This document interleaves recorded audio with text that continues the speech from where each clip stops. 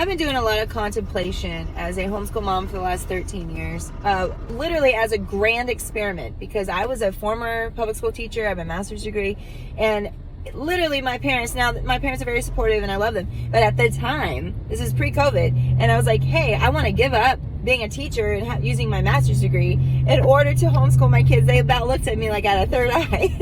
They were like, are you sure?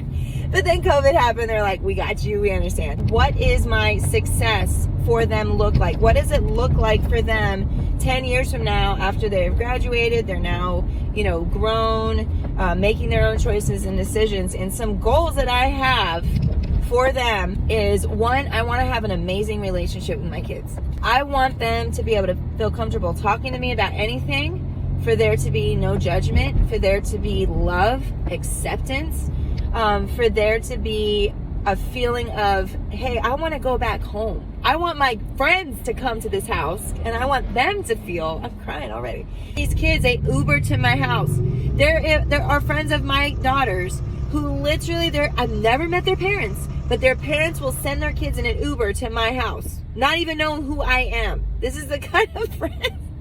Who is sending their kid in an Uber to a stranger's house? I don't know, but that's another sidebar. Secondly, I want my other kids, the sibling relationships, to be very strong. I never want to, if I can help it, in my own, best control. I would love that the siblings can call each other later, 10 years from now, text each other, have game nights online, maybe do some virtual meetup, whatever the case may be. I never want to hear them say, we just don't talk, or there's bad blood, or we have a bad relationship, or what have you. Thirdly, I want to make sure that my marriage stays strong. God forbid anything would happen to us, but if I can control some things in my marriage, I would love my marriage to stay strong, because having a good family, a good core, and a good relationship is going to be the core of my kids' whole childhood. So us not having trauma, us not being in a traumatic situation, us having a good relationship together as a couple